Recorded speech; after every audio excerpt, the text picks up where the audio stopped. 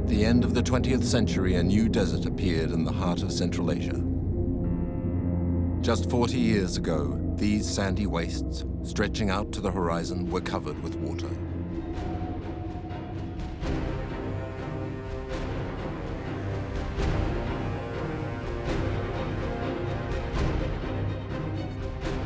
The world's youngest desert, Aralkum, is the result of an ecological catastrophe which has led to the disappearance of 3/4 of the Aral Sea.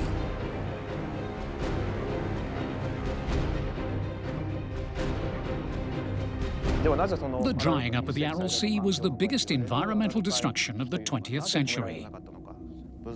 At the start of the 2000s, we could still swim off this coast.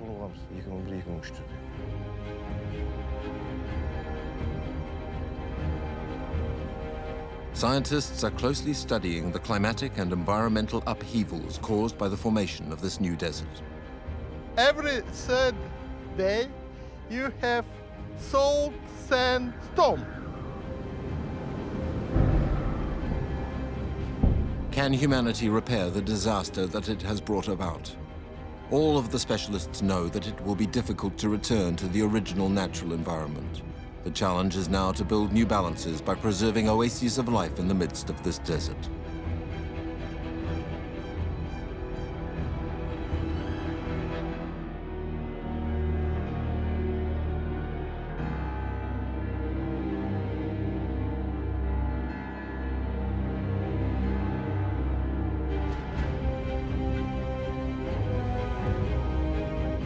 When a sea disappears to leave in its place a desert, it leaves traces behind.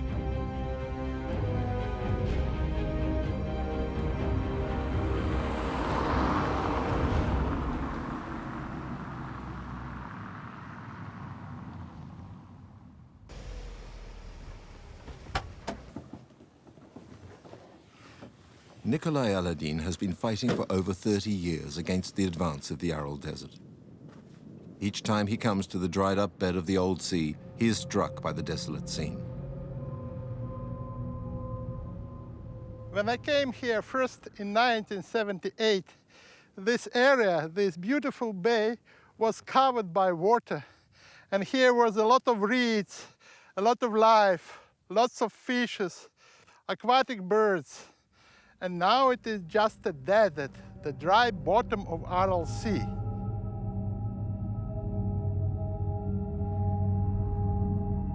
Today, the coastline of the modern Aral is about 25 kilometers away.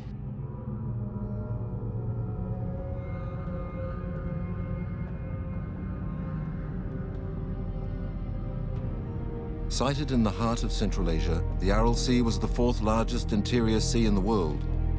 In 1963, it covered 66,000 square kilometers, the equivalent of twice the size of Belgium. In 50 years, it has lost 3/4 of its surface area.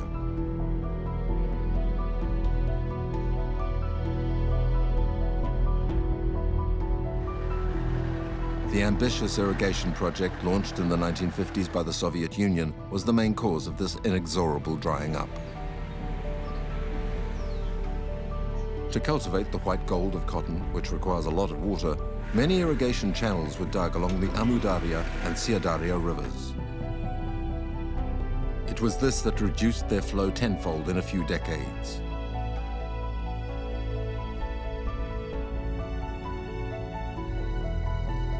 Often, in their downstream part, close to the sea, the rivers are reduced to small stretches of water.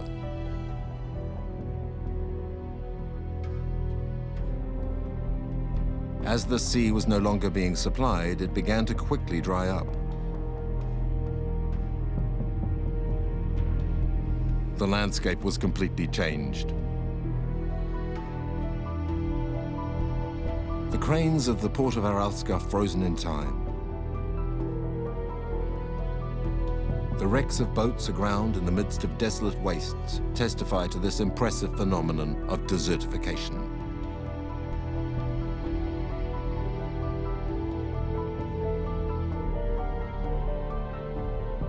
These rusty shells now serve as shelters for herds of horses come to seek a little shade.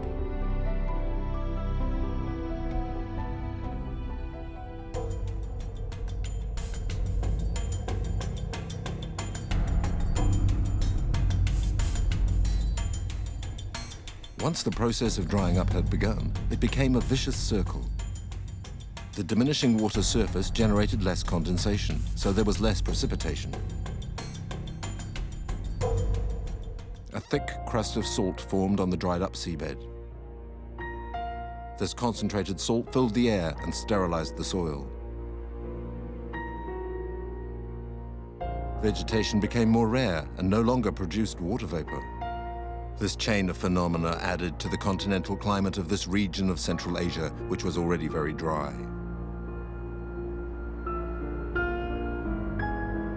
Specialists say 80% of the surface of Kazakhstan and Uzbekistan is arid or semi-arid. Scientists are watching the climate's evolution in this region closely. Professor Aladdin is going to the Aralsk weather station to meet its director and to recover some data with him.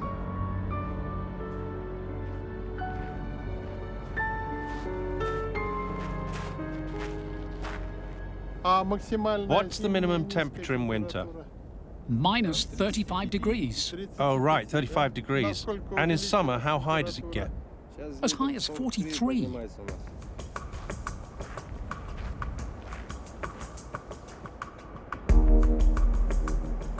Thermal amplitude between seasons continues to increase. The sea no longer has a tempering effect. The average summer month temperature has increased by as much as 6 degrees in some areas in only 40 years. The stronger rays of the sun have had an effect on ground temperature, and not just at the surface. There are the thermometers that give the temperature below ground level. This is the deepest one. It's at 2 meters 40.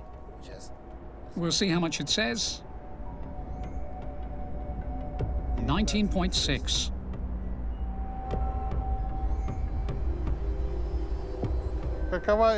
How is the climate evolving around the town of Aralsk?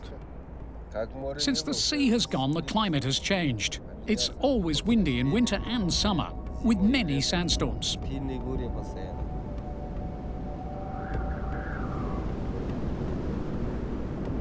Once wind speed rises past 55 kilometers per hour, which is a force 7 wind, the National Kazakh Climate Institute records it as a sandstorm.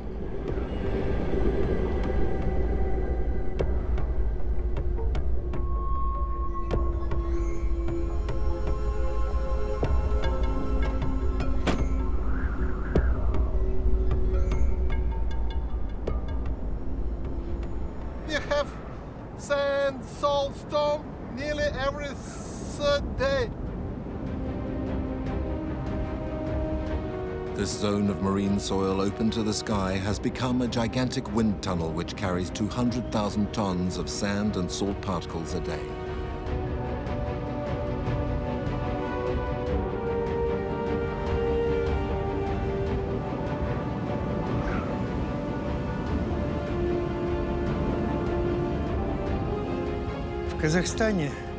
In Kazakhstan, sandstorms are a very frequent phenomenon, which causes a lot of damage to the country's economy.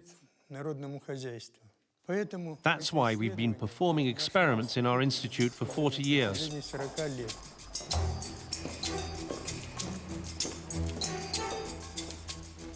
At the Almaty Institute of Climate and Ecology Research, Professor Oleg Semenov and his team use laboratory simulations to analyze how sandstorms form and move.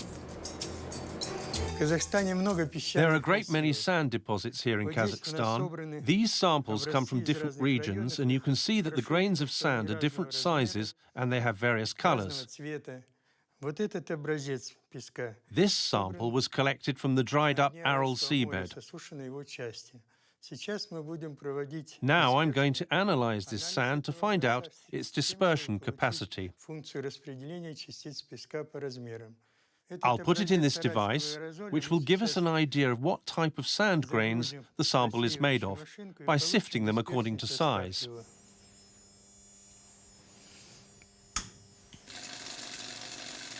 The two main factors which play a role in sandstorm formation are the composition of the sand and wind speed. This aerodynamic tunnel allows us to study the physics of sandstorms in the laboratory. In particular, the behavior of the superficial layer of sand down to a level of 5 centimeters. This layer in nature is impossible to study during a sandstorm. The sand is placed at the end of the tunnel. A flow of air, the force of which can be regulated, passes over the sand. A laser beam can track the moving grains of sand. Sensors placed at different points of the tunnel collect data such as the concentration of sand particles, their size, altitude, and speed of displacement.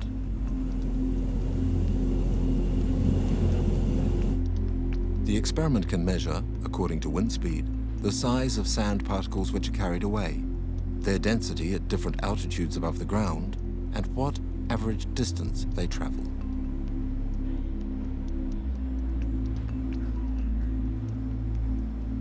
Professor Semenov has therefore been able to show that during a sandstorm, the sand advances in the same way as an avalanche does. The lighter particles are raised up and push the heavier ones. These laboratory simulations have allowed a better understanding of what is happening in nature, how these winds are changing the landscape through erosion and dune formation, sometimes carrying the sand over distances of many hundred kilometers.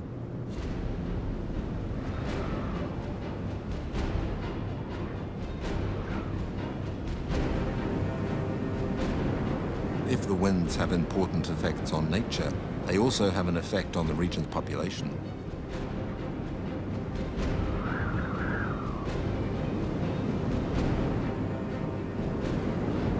Akesbe is one of the villages severely hit by the effects of sandstorms.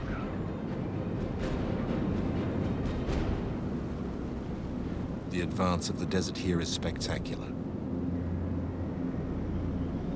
Once at the edge of the sea, the village is now encircled by dunes.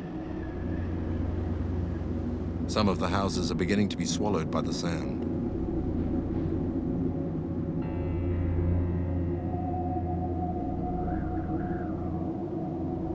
In 20 years, the living conditions of the region's inhabitants have been totally changed. The human impact of the drying up of the Aral Sea is being studied by scientists who come here to collect eyewitness accounts. Tetsuro Shida, historian at the University of Hokkaido, regularly visits the inhabitants of Akesbe. Hello, Taspalatata. How are you? Great. You're fixing the nets? So there are fish? Yes, it's great. We found fish. Perch. Ah, perch. That's an expensive fish, isn't it? Yes, it's worth a lot. In spite of what might be expected in this village encircled by sand, some inhabitants haven't given up fishing. Up to the middle of the 1970s, Akesbe lived through this activity. There were even 3 fish canneries.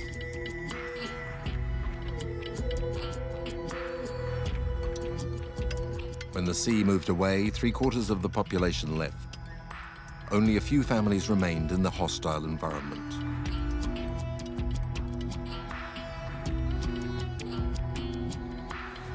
For the villagers who didn't move into exile, livestock became an indispensable resource.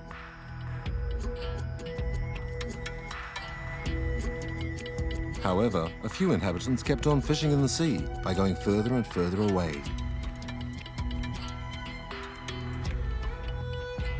Nowadays, some families like Taspalatata's live both from fishing and livestock.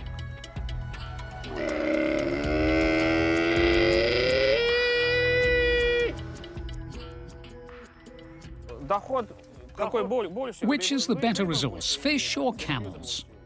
Ah, camels. How many camels do you have? 15, maybe 20.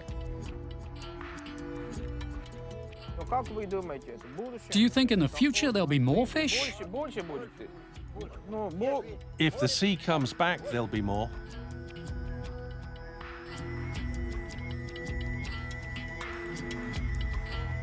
The return of the sea isn't such an unreal dream as all that, because for several years, the sea has once again been moving closer to Akesbe.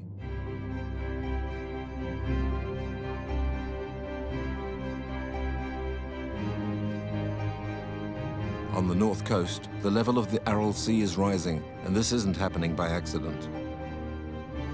The Kazakh authorities realized the extent of the catastrophe and are trying to limit the consequences. Built in 2005 at the mouth of the Sirdarya River, the Kokoral Dam separates the north part of the sea from the south. It is completed by a 13-kilometer-long dike, which stops the water from flowing to the south, where it would drain away uselessly into what has become a desert. The aim is to save at least part of the sea by holding it back and allowing it to concentrate water in the north.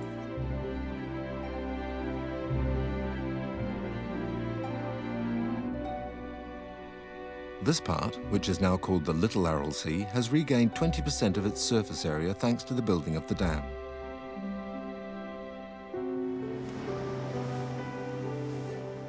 Biodiversity is progressively being reborn thanks to the rise in water level. Humid areas of marshland, essential for the balance of the region's ecosystems, have been gaining ground for several years.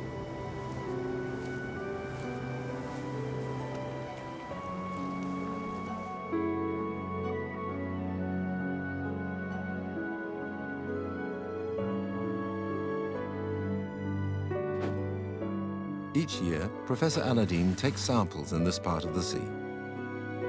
He's especially interested in the microorganisms that are living here since the dam's construction.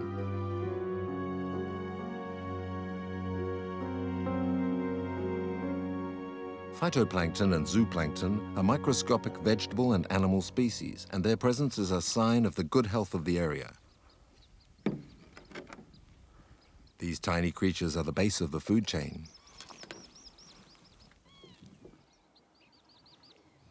I could see a lot of zooplankton and phytoplankton. And zooplankton is presented here by lots of copypoda, lots of cladoxera, some protozoans. And these creatures are a basement for a good food chain. This area is rich in life and biodiversity because of lower salinity.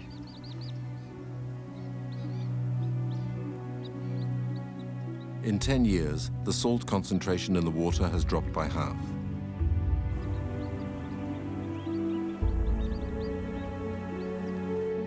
Reeds and a wide variety of aquatic plants have multiplied in the shallow waters newly reconquered by the sea. They offer a favorable habitat to fish and to many species of birds.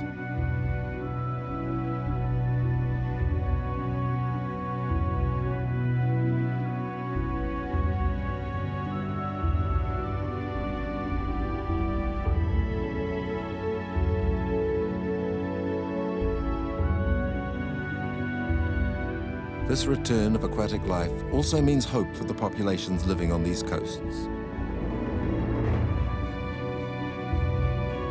The fishermen are coming back little by little. The nets are filling once more with different kinds of fish. The number of species, which fell from 32 to 6 between 1960 and 1990, has risen to around 20 now.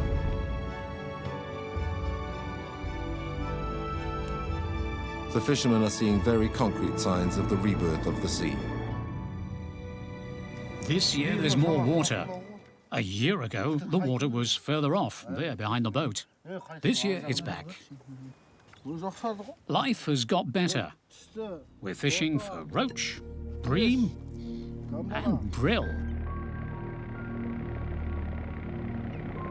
The level of salinity in the north part of the Aral Sea has gone back to the level it had before it dried up. Sometimes the concentration of salt is so weak that it approaches that of fresh water. This is allowing species of river fish once more to spread out from the Sirdarya Delta. Fish which had disappeared, like pike perch, carp, or bream, once again live in the waters of the Little Sea.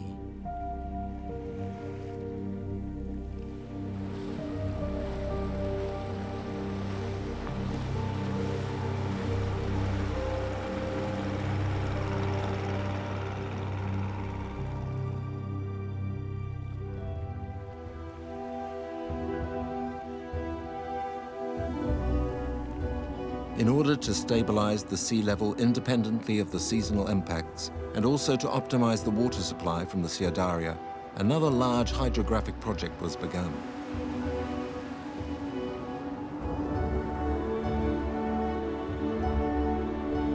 Sited 15 kilometers upstream from the Syadaria Delta, the Aklak Dam was finished in 2013.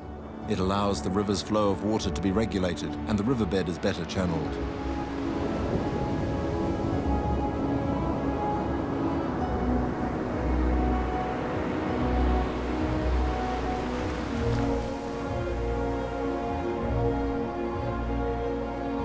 A special ramp which allows fish to travel upstream was put in place.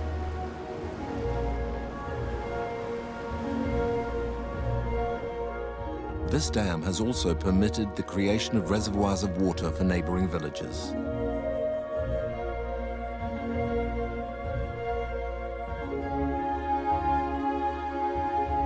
The management programs undertaken over 10 years in the Syadaria Delta could even lead to the return of water to Aralsk. On the old seafront, several old fishing boats act as a museum and celebrate the golden age of the town.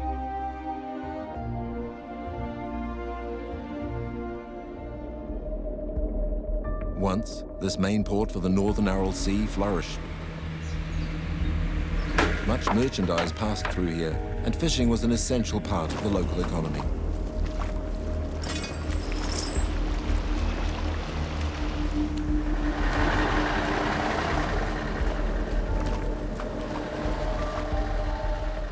Since the sea dried up, Aralsk has declined over the decades. Today, it's a dusty town in the middle of the arid steppes.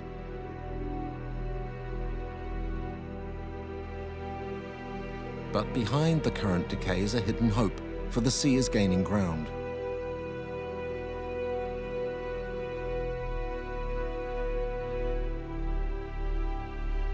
Ten years ago, the sea was over 100 kilometers from Aralsk.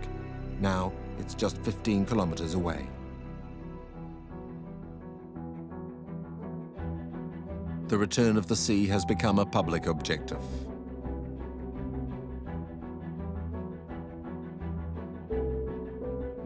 Soon the cows grazing in the port may be replaced by aquatic birds. They're already taking the benefit of any available pool of water.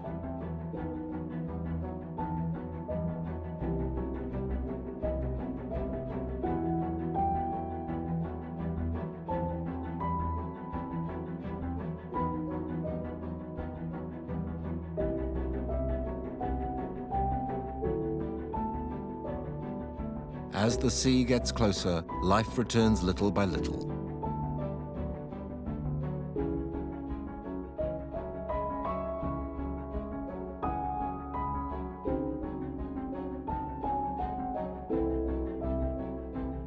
In the north part of the sea, the rising water has started a virtuous circle for humans and for nature. But further south, it's a very different sight.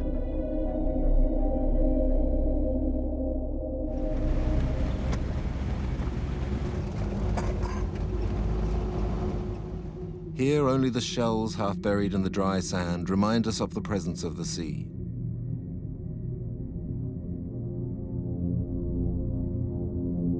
Desert wastes, lunar landscapes extend as far as the eye can reach.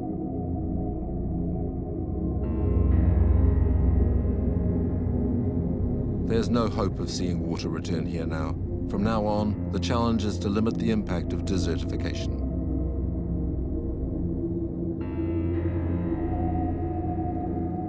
Kohrwalbeck is the Assistant Director of the Aral Region Natural Reserves. With the Geobotanical Institute of Almaty, he is coordinating a vast program of vegetalization in the Aral Desert.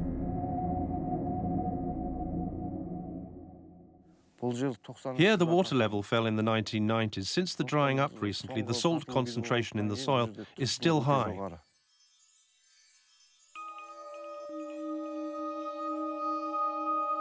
In order to reintroduce vegetation in such a hostile environment, scientists have selected a special type of tree.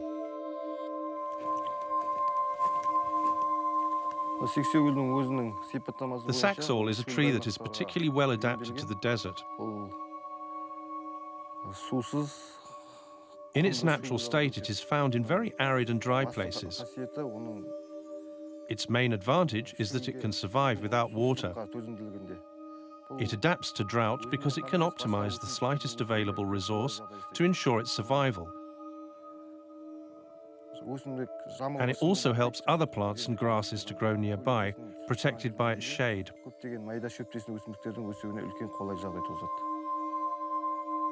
The saxaul stocks water in its roots, stems, and leaves.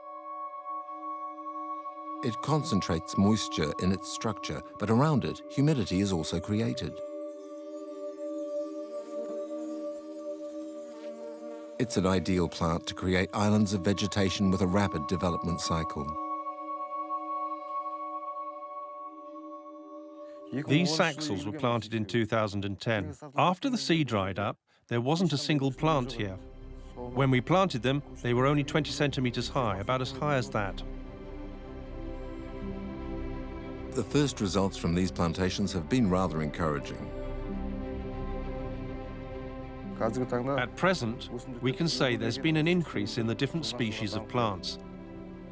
The saxauls are developing from year to year. Their seeds spread out and take root. These naturally sown seeds allow new trees to grow. By extending out little by little, the saxauls stop the dust from spreading when the winds are strong. These bushes, with very deep roots, help fight erosion by securing the sandy soil.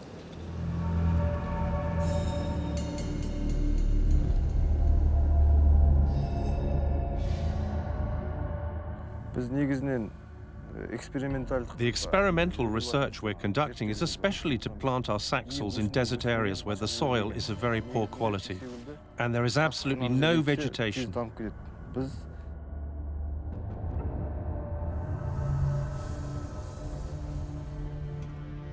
The aim is to plant a sufficient number of plots to start a natural process of growth that moves out from them.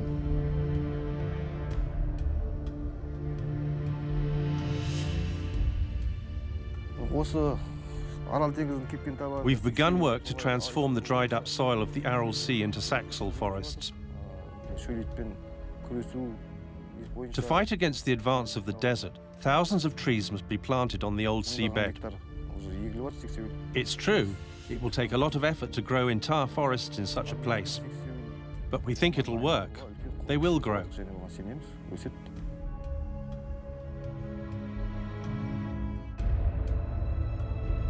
At the end of the 1980s, the Aral Sea broke into two parts, the Little Sea in the north and the Great Sea in the south. Since the Kokaral Dam was built, the Great Sea was cut off from all water supplied from the north. It was only fed by the Amu Darya in the south, where the delta was slowly and inevitably drying up.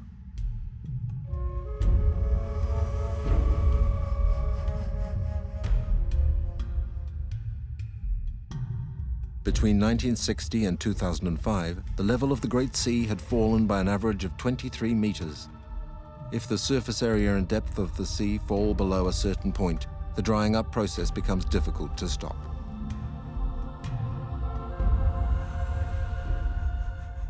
I was here just 2 years ago, and where I'm standing right now talking to you, it was water. And look, now is water far away. The spectacular fall of the water level has profoundly changed the chemical balance of the sea. On each of his expeditions, Professor Aladdin measures the main parameters that indicate how the situation is evolving.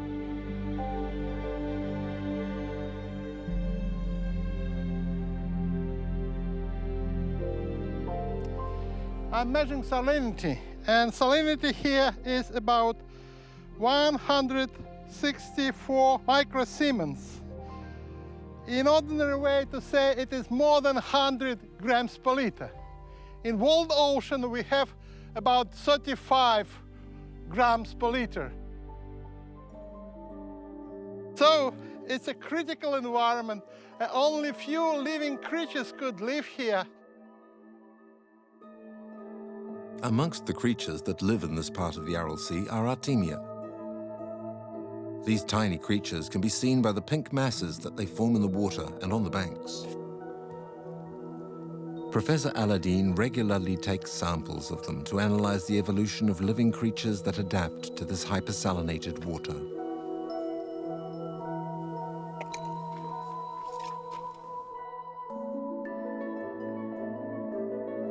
Only Artemia and some salt-tolerant algae and some tolerant bacteria are living here.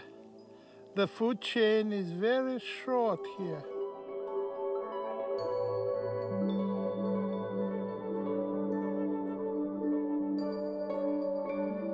However, Artemia were not originally part of the population of the Aral Sea. Artemia in this lake in Large Aral appeared about 20 years ago, and probably these creatures came to here by air. Cysts of Artemia arrived together with birds. Birds carry Artemia cysts and they release them into the water, and nauplea of Artemia start hatched here. So this lake become infected by Artemia because of birds. The ecological balance of the Great Aral Sea has radically changed in a few decades. Its transformation into a salty hell has led to the development of little extremophile crayfish, which are the only meal available for the birds. Endemic species of fish have all disappeared. Aquatic life has been reduced to colonies of tiny crayfish.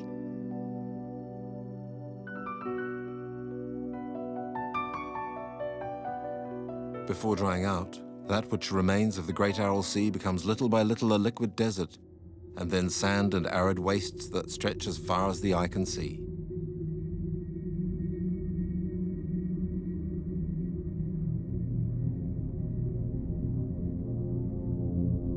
In the southern part, where the desert is rapidly gaining ground, drought is becoming more and more menacing for the population living in the region.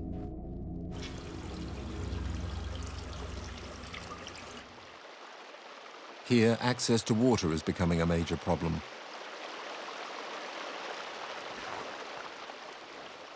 The underlying water table has dropped in an alarming way, and the few wells which supply the villages with water have an increasing concentration of salt.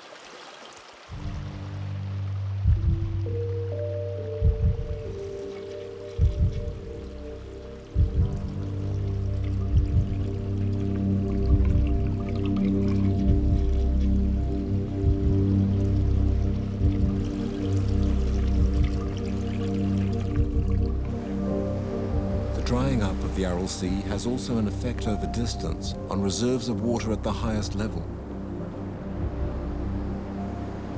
Salt-laden winds from the Aral Desert hit the mountains of Tian Shan, where the Amudarya and Siadarya rivers are born.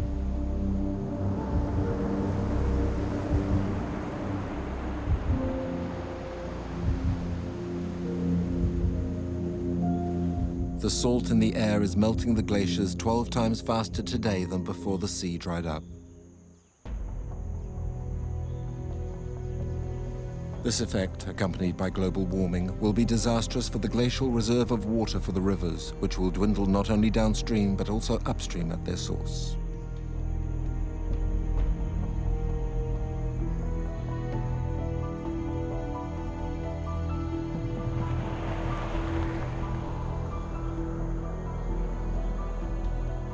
Even if the future is dark, a glance back at the past shows that the history of this sea has already been marked by spectacular drying episodes.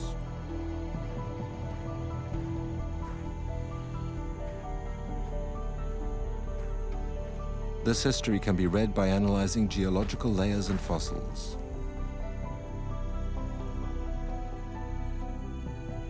It's a very good stone. It gives me story of this area.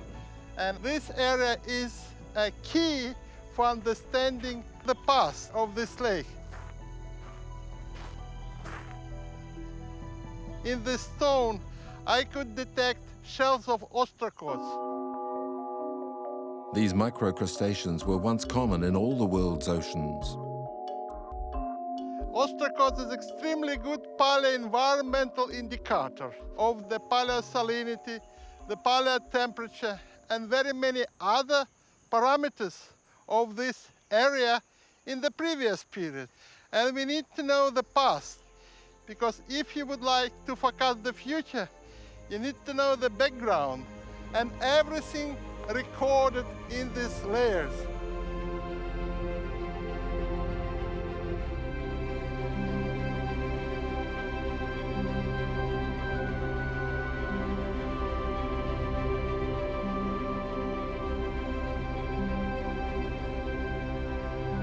Professor Jumpe Kubota has long been interested in the eventful history of this sea and the signs that allow us to retrace its past.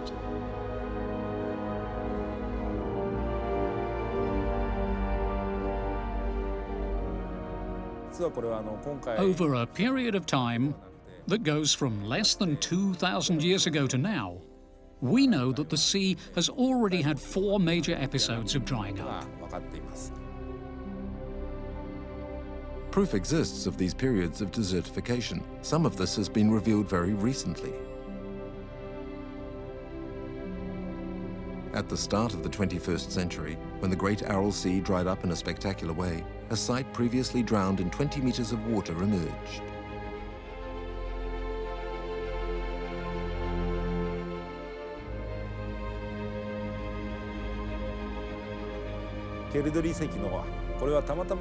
The site of Kerdari was discovered completely by chance by a fisherman.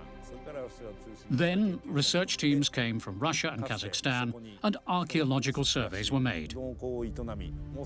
These showed that the place had been inhabited and the population practiced livestock raising and agriculture.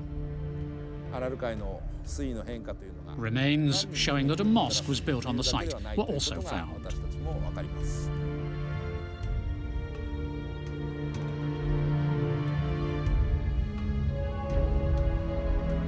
The discovery of this 13th century medieval site proves that at the time the sea level was comparable to that of now, and that populations had established themselves on the dried up seabed.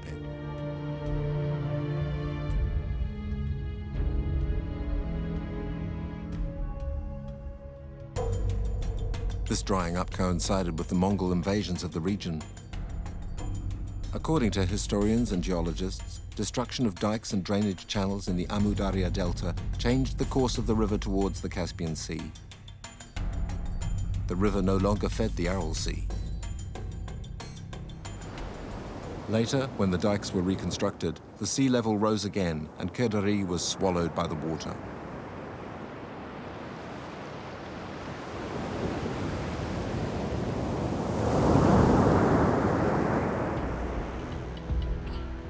Today, the site of the survey undertaken in 2009 is covered by sand. Only an alert eye can spot a few clues lost in the desert. Selim, who guides groups of tourists in the region, sometimes finds relics that were missed by the archaeologists. This piece, as I understand, it's a part of the grain that the nomads used for graining the wheat.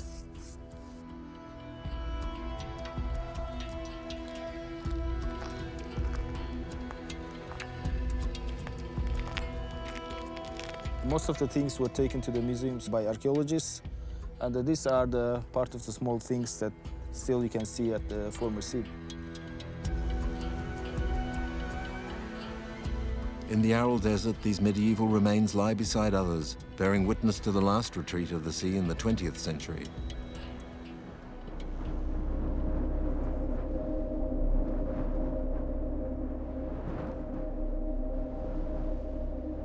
Selim is a child of the 1980s and has been a direct witness of the spectacular phenomenon of desertification.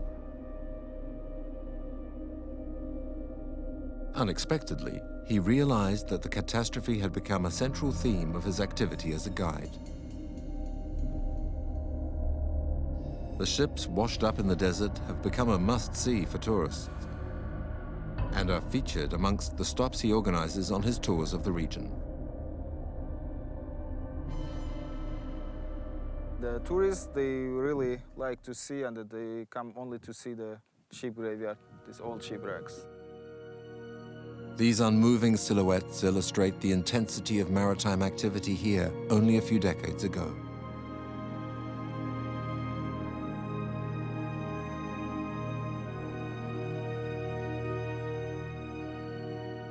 Around Aralsk in the early 60s, there were about 100 fishing boats like this.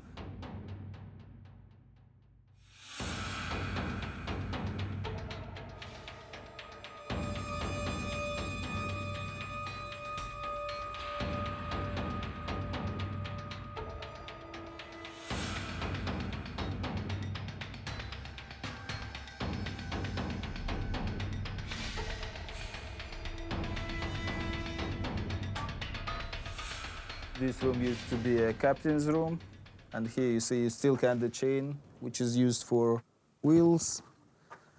And from here you could ride the boat.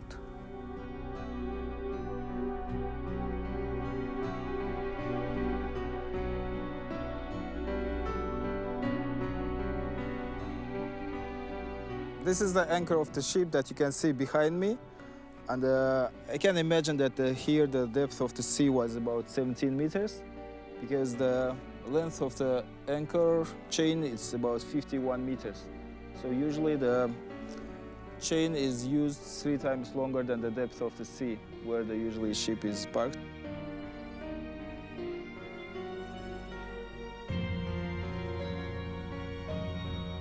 This boat is special because it's one of the examples of the complete ship, because it's very remote from a city, so people don't come to cut it.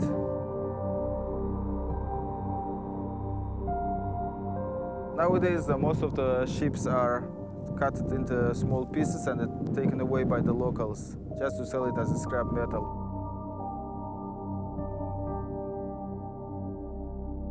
Soon, Selim will perhaps no longer have a ship graveyard to take visitors to. The rusty skeletons of the ships, the last signs of the presence of the sea, are slowly vanishing.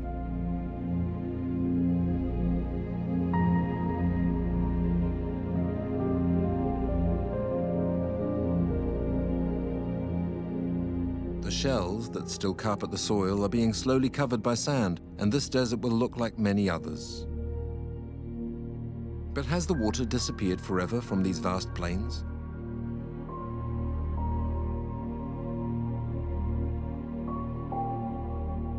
If the sea returned after past periods of dryness, why isn't it possible now?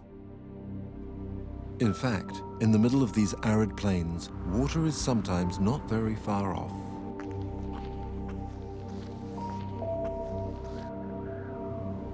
I just would like to draw your attention for such a vegetation. It's Phragmites australis, reeds. Reeds is an evidence of water. And according to historic literature, travelers here in medieval time even observed waterfalls. And this small amount of vegetation is an evidence that if you will start to dig a well here, it will be the source of water. And if you will go along these cliffs, you could find about 20 places with water. The western coast of Large Aral is donating water via underground sources, and this is quite nice because we have no riverine water for Large Aral. Might be underground water will support it. Even if they don't refill the Great Aral Sea once more, these underground sources could be of precious help in preserving what remains of wild local animal life. Watering spots such as this are vital places for animals to come and drink. In this part of the desert, there are 3 springs like this. Large mammals, like wild donkeys, gazelles or antelope, come here for water. The water allows oases of vegetation, and good grass is found there, which creates favorable conditions for animals. So it's in this region that the animals that once populated the natural reserve of Barsakelmes have taken refuge. This reserve was situated on an island in the middle of the Aral Sea. As these pictures from 1963 show, water surrounded the coasts and wildlife was abundant there.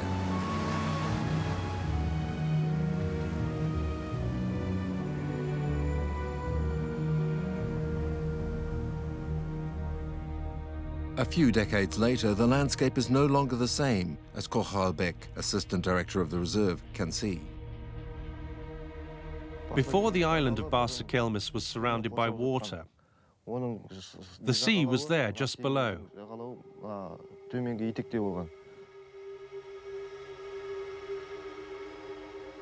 The depth of the sea along this coast varied from 16 to 24 meters. Nowadays, Barsakelmes is an arid, lifeless promontory in the middle of the steppe. After the sea dried up, the animals went 100 kilometers away to where waterholes were created from underground springs. It was there in 2005 a new natural reserve was created.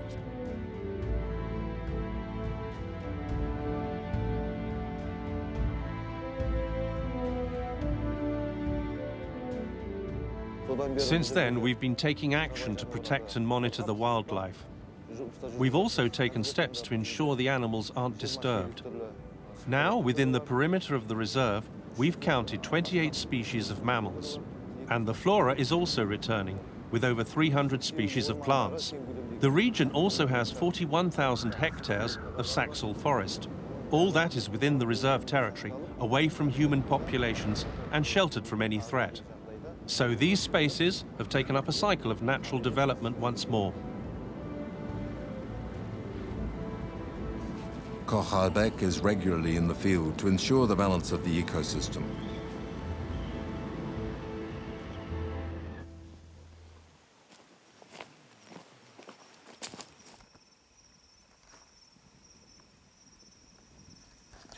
We systematically examine the plants which are part of the food supply of the herbivores.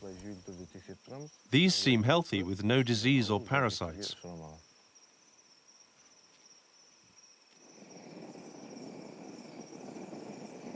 Teams from the natural reserve go out each month to count the most emblematic species of the region. These expeditions require several nights bivouacking in the middle of the desert, several days away from base.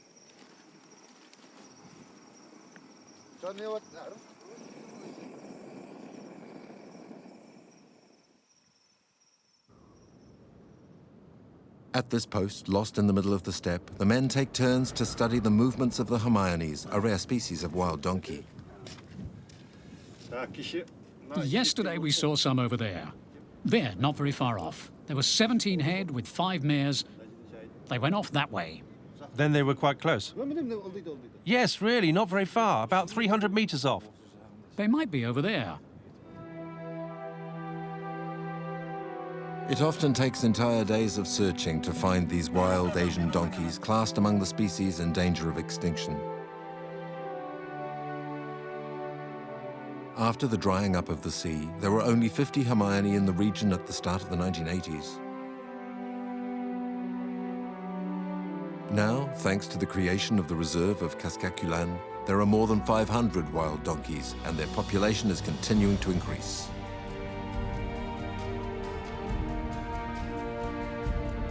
One might think that it's just a small victory faced with the immensity of this catastrophe, but it's also the sign that humanity can contribute to new natural balances and repair at least part of what it has destroyed.